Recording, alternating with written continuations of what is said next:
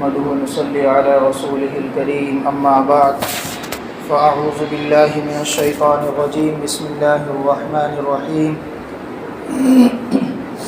قال الله عز وجل في القرآن المجيد والفرقان الحميد من عمل صالحا من ذكر أو أنثى وهو مؤمن فلنحيينه حياة طيبة ومن أعرض عن ذكري فإن له معيشة ضنكا صدق الله العظيم۔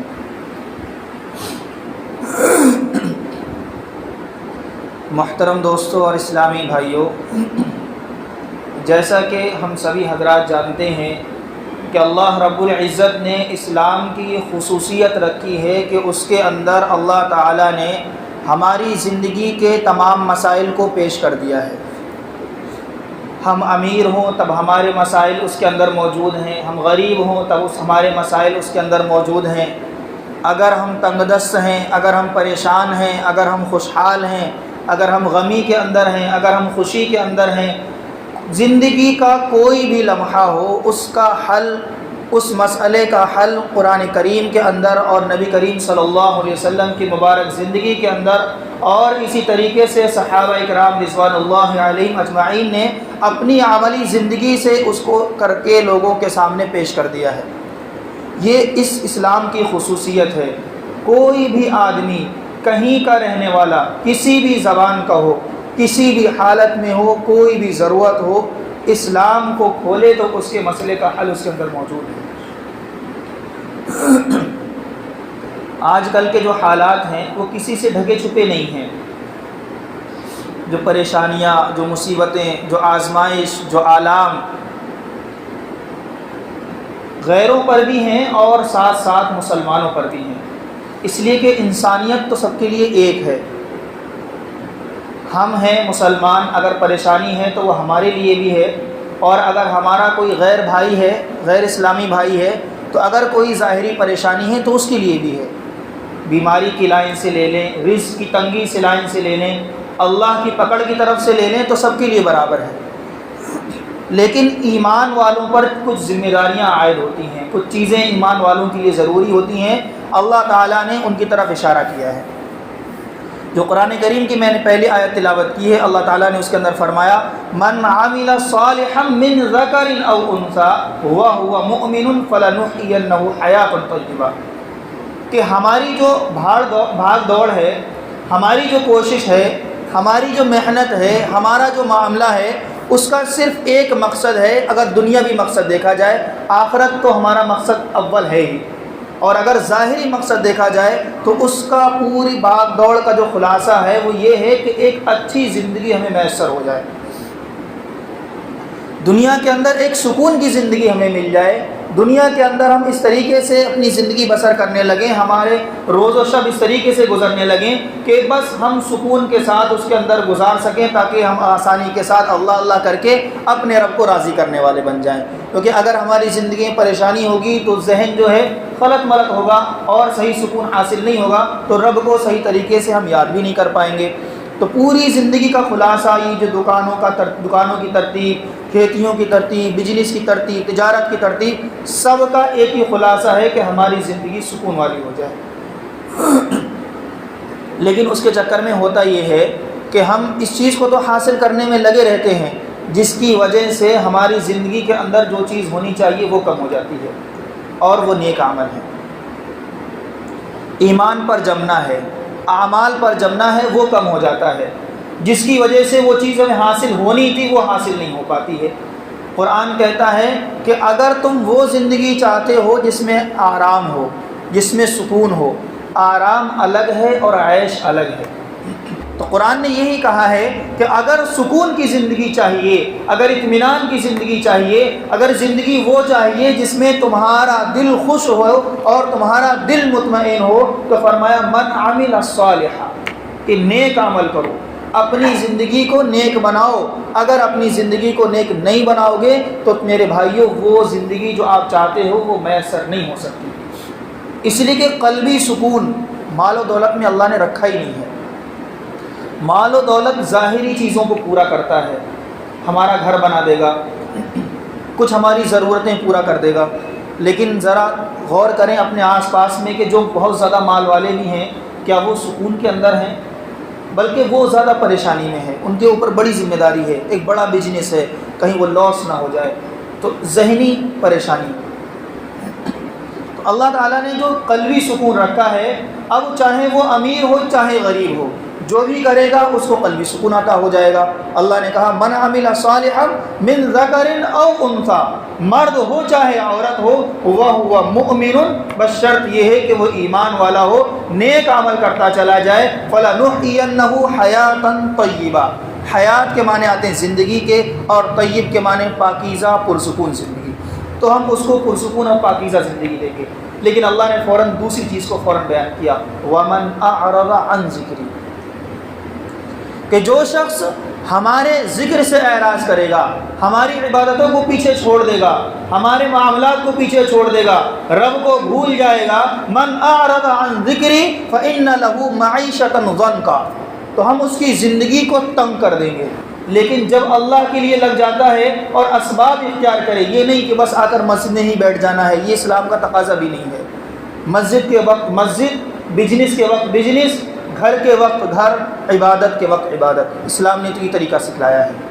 کہا کہ عبادت کے لیے وقت نکالو، گھر والوں کے لیے بھی وقت نکالو، تجارت کے لیے بھی وقت نکالو۔ اسلام نے صرف یہ نہیں کہا کہ آپ آ کے تسبیح بیٹھ کر کے مصلی پہ بیٹھ جاؤ اور بس زندگی گزارو، نہیں، فرمایا اسباب بھی اختیار کرو، لیکن اسباب اس طریقے سے اختیار کرو کہ اپنے رب کو نہ بھول جاؤ، اپنی آخرت کو نہ بھول جاؤ۔ فرمایا ومن اعرض عن ذکری فإن له معیشۃ ضنکا، کہ جو شخص رب کا ذکر چھوڑ دیتا ہے، رب کو یاد کرنا چھوڑ دیتا ہے، رب کے دربار میں آنا چھوڑ دیتا ہے، اللہ فرماتا ہے ہم اس کی زندگی کو تنگ کر دیتے ہیں۔ اور جو پریشانیاں آتی ہیں اللہ نے یہ بھی بتلایا کیوں آتی ہیں، فرمایا ظہر الفساد فی البر والبحر بما کسبت ایدی الناس، کہ جو پریشانیاں ہیں چاہے وہ خشکی کے اندر ہوں چاہے وہ تری کے اندر ہوں، کوئی مطلب اس کا کہنے کا یہ ہے کہ انسان کہیں کا بھی رہنے والا ہو، جو پریشانی آ رہی ہیں بما کسبت ایدی الناس، وہ انسان کے اعمال کا نتیجہ ہے۔ کیونکہ پریشانیاں دینے والا کون ہے؟ اللہ کی ذات ہے۔ خوشی دینے والا کون ہے؟ اللہ کی ذات ہے۔ اور جب اللہ تعالیٰ ناراض ہوگا تو بتائیں کیا میسر ہوگا ہمیں؟ خوشی میسر ہوگی یا پریشانی میسر ہوگی؟ اس کو ہم دنیاوی زندگی مثال سے بھی سمجھ سکتے ہیں کہ اگر ہم والدین کو ناراض کریں، کیا والدین ہمیں پیسے دیں گے؟ کیا والدین ہمیں اپنے بزنس کے اندر حصہ دیں گے؟ کیا والدین ہمیں زمین جائیداد میں حصہ دیں گے جب ہم نے والدین کا دل دکھایا ہو، ان کی کسی بات کو نہ مانا ہو؟ جبکہ ہمارا دوسرا بھائی اپنے والدین کی سب بات کو مانتا ہے، صبح اٹھتا ہے، تجارت کو ساتھ جاتا ہے، مدد کرتا ہے، تعاون کرتا ہے، ہر بات کو مانتا ہے، تو بتاؤ دونوں بیٹوں میں سے کون سا زیادہ عزیز ہوگا؟ جو بات مانتا ہے وہ عزیز ہوگا یا جو بات نہیں مانتا ہے وہ عزیز ہوگا؟ اس کو سمجھنا بہت آسان ہے ہر ایک کے لیے، کیونکہ ہر ایک کا سابقہ اس سے پڑھتا ہے اور پڑھ رہا ہوگا اور پڑھے گا آگے چل کر کے، کیونکہ 5 انگلی برابر نہیں ہیں تو اولاد بھی سب ایک برابر نہیں ہوتی ہیں، کوئی زیادہ عزیز ہے تو کوئی کم عزیز ہے، کوئی زیادہ بات ماننے والی ہے تو کوئی کم بات ماننے والی ہے۔ یہی معاملہ ہم اگر اپنا رب کے سامنے، پھر ہم وہاں تو شکوہ کرتے ہیں کہ میرا یہ بیٹا بات نہیں مانتا ہے، چاہے بیوی سے کریں یا اپنے بڑے بھائی سے کریں یا کسی سے کریں، دوست احباب سے کریں، تو اپنے دل کی تکلیف کو بیان کرتے ہیں کہ یار یہ میرا بیٹا یہ والا میری بات نہیں مانتا ہے، پتہ نہیں کہاں رہتا ہے، کس کی صحبت میں جا کر کے بگڑ گیا ہے۔ اور اس کو پھر دھمکی بھی ہوتی ہے اگر بات نہیں مانو گے تو تمہیں کچھ نہیں ملے گا، تم جو چاہو کرو، اپنا کرو، ہمیں تم سے کوئی لینا دینا نہیں۔ اب ذرا اندازہ لگائیں کہ دینے والی ذات رب کی ہے، جب ہم رب کی نافرمانی کریں تو کیا رب ہم سے خوش ہو کر کے ہمیں دے گا؟ اس نے تو اصول متعین کیا، کوئی محنت نہیں مانگی، فرمایا صرف میری عبادت، صرف میرا ذکر، وہ بھی 24 گھنٹے نہیں، ایک متعین وقت، دن میں 5 بار نماز فرض ہے، اس کے علاوہ نفلی عبادت جو آپ آخرت میں زیادہ چاہو، پھر یہ بھی نہیں کہ آپ نے کیا تو ختم، آپ یہاں کرو آخرت میں مزید بدلہ ہے۔ اس کی وجہ سے دنیاوی زندگی تو اچھی ہے ہی، لیکن آخرت کے اندر بھی اللہ رب العزت نے اس کا اجر رکھا ہے۔ تو اللہ نے فرمایا ظہر الفساد فی البر والبحر بما کسبت ایدی الناس، کہ لوگوں یہ مت سمجھو کہ ایسا ہو گیا تو اس لیے ایسا ہو گیا، دنیا تو ظاہر اسباب کی جگہ ہے تو یہاں پر تو اسباب ہی نظر آئیں گے، لیکن یہ غور کرو کہ ان اسباب کو پیدا کرنے والی ذات کون ہے، ان اسباب کو بھیجنے والا کون ہے، ان چیزوں کو پیدا کرنے والا کون ہے؟ تمہیں پیدا کرنے والا کون ہے؟ اس دنیا کو بنانے والا کون ہے؟ کس کے دست قدرت کے اندر پوری کائنات کا نظام ہے؟ ذرا اس پر غور کرو۔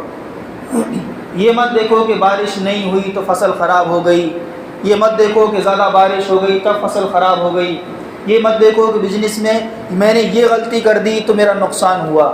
میرے بھائیوں، یہ غلطی ہوئی کیوں؟ کس کے حکم سے ہوئی؟ بارش کم ہوئی تو کس کے حکم سے ہوئی؟ بارش زیادہ ہوئی تو کس کے حکم سے ہوئی؟ اللہ فرماتا ہے وَأَنزَلْنَا مِنَ السَّمَاءِ مَاءً بِقَدَرٍ۔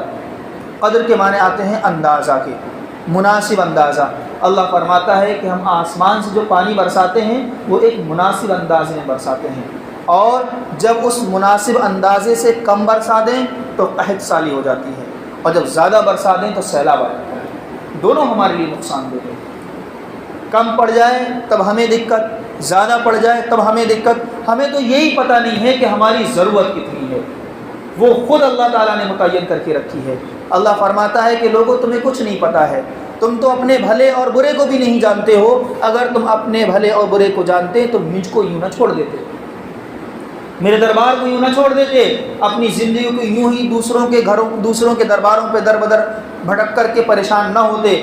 ہم ہر جگہ خوشی تلاش کرتے ہیں، ہر جگہ سکون تلاش کرتے ہیں، لیکن اللہ نے فرمایا ہے الا اے مسلمانوں غور سے سن لو، کان کھول کر کے سن لو، بذکر اللہ تطمئن القلوب، کہ اللہ کے ذکر کے اندر، اللہ کی عبادت کے اندر، اللہ کی یاد کے اندر دلوں کے اندر سکون ہے۔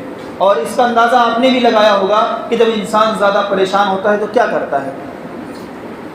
رب کی طرف دوڑتا ہے، اہل اللہ کی طرف دوڑتا ہے، علماء کے پاس جاتا ہے کہ پریشان ہوں میرے لیے دعا فرما دیجئے۔ پھر سوچتا ہے کہ لگتا ہے مجھ سے کوئی گناہ ہوا ہے، پھر ایک دم چپ چاپ اٹھ کر کے وضو کرتا ہے اور مسجد کا رخ کرتا ہے اور ندامت کے آنسو بہاتا ہے کہ مولا میں نے جو زندگی کے اندر گناہ غلطی کوتاہی کی ہو مجھے معاف فرما، یقیناً میں گناہ گار و خطا کار ہوں۔ اللہ رب العزت کی رحمت بہت وسیع ہے، اللہ معاف فرماتا ہے، پھر زندگی خوشحال گزرنے لگتی ہے۔ اللہ نے اس کو بھی بیان کیا قرآن کے اندر کہ جب ان کو دیتے ہیں تو غفلت میں پڑ جاتے ہیں، اور جب ہم ان کو کھینچ لیتے ہیں تو سوچتے ہیں کہ اللہ تعالیٰ نے ہمارے ساتھ زیادتی کر دی، جبکہ ایسا نہیں ہے۔ اللہ دے رہا ہے تو خوش ہو کر دے رہا ہے، اور نہیں دے رہا ہے تو اس کی دو وجہ ہوتی ہیں، ایک تو آزمائش کے لیے نہیں دے رہا ہے، اور ایک اعمال کے سبب کی وجہ سے نہیں دے رہا ہے۔ آزمائش تو یہ ہے کہ اللہ دیکھنا چاہتا ہے کہ میرا بندہ صبر میں کس حد تک ہے، اس کے درجات بڑھانا چاہتا ہے، اور اس کو اصل بیان کر کے اللہ نے ایک سوال کا بھی جواب دیا ہے۔ سوال یہ ذہن میں آ سکتا ہے کہ جب یہ بات ہے کہ اعمال کی وجہ سے ہی خوشی اور پریشانی ہے، تو ہم بہت سے ایسے لوگوں کو بھی دیکھتے ہیں جو مسجدوں میں رہتے ہیں، اللہ والے ہیں، نیک ہیں، لیکن وہ پھر بھی پریشان حال ہیں۔ تو پھر یہ کیا بات ہوئی؟ اللہ تو کہتا ہے کہ تم نیک عمل کرو تو ہم پریشانی کو دور کر دیں، پھر وہ پریشانی کیسی؟ اللہ نے اس کا قرآن میں جواب دیا ہے، فرمایا وہ پریشانی ان کے اعمال کی وجہ سے نہیں ہے، وہ پریشانی آزمائش ہے اور ان کے درجات کو بلند کرنے کے لیے ہے۔ اللہ تعالیٰ کبھی کبھی بیماری کو دیتا ہے گناہوں کو دھونے کے لیے، کبھی کبھی پریشانیوں کو دیتا ہے آخرت میں درجات کو بلند کرنے کے لیے۔ پتہ کیسے چلے گا کہ یہ پریشانی آزمائش ہے یا ہمارے اعمال کا نتیجہ ہے؟ اس کا بہت آسان طریقہ ہے، کوئی کسی کو نہ دیکھے، بس اپنے آپ کو دیکھ لے۔ اگر میری زندگی صحیح گزر رہی ہے تو اگر پریشانی ہے تو صبر کریں، اس کا درجہ اللہ تعالیٰ آخرت میں دے گا، اور اگر ہماری زندگی نافرمانی میں ہے تو فوراً اس کی طرف نظر کر کے اللہ سے توبہ کریں۔ اللہ فرماتا ہے فَيَا قَوْمِ اسْتَغْفِرُوا رَبَّكُمْ إِنَّهُ كَانَ غَفَّارًا۔ لوگوں اگر زندگی گناہوں میں گزر گئی ہے، اگر تم پریشانیوں کے اندر ہو تو پریشان مت ہو، تمہارا رب موجود ہے۔ اپنے رب کے پاس آ کر کے ندامت کے آنسو بہا لو، اپنے رب کے پاس آ کر کے اپنا گناہ اقرار کر لو، اپنا گناہ سے توبہ مانگ لو اور سچی پکی توبہ کر لو۔ میں رب، میں پوری دنیا کا خالق، میں ہر چیز کو پیدا کرنے والا غفار، ایسا معاف کرنے والا ہوں کہ دنیا میں ایسا معاف کرنے والا کوئی نہیں۔ شرط یہ ہے کہ تم میرے پاس آؤ، شرط یہ ہے کہ تم اپنی بندگی دکھلاؤ، شرط یہ ہے کہ تمہیں شرمندگی ہو اپنے گناہوں پر، شرط یہ ہے کہ تم میرے سامنے آؤ اور دو ندامت کے آنسو بہاؤ، میں معاف کرنے والا ہوں۔ وَلَا تَيْأَسُوا مِن رَوْحِ اللَّهِ، قرآن کہتا ہے کہ اللہ کی رحمت سے مایوس ہونے کی ضرورت نہیں ہے اگر زندگی گناہوں میں گزر گئی ہے، لیکن اللہ کی رحمت پر بھروسہ کرتے ہوئے زندگی گناہوں میں نہیں گزارنی ہے، کیونکہ کیا پتہ توبہ کی توفیق ملی یا نہیں ملی۔ ذہن میں یہ ہے چلو یہ کر لیتے ہیں، اللہ تعالیٰ بہت زیادہ معاف کرنے والا ہے، معاف فرما دے گا، لیکن ذرا میرے بھائی یہ بتاؤ زندگی کتنے لمحے کی ہے؟ کوئی بتا سکتا ہے؟ کوئی نہیں بتا سکتا۔ پھر اگر مل بھی جائے تو کیا توبہ کی توفیق میسر ہے؟ کون اس بات کی گارنٹی لے سکتا ہے؟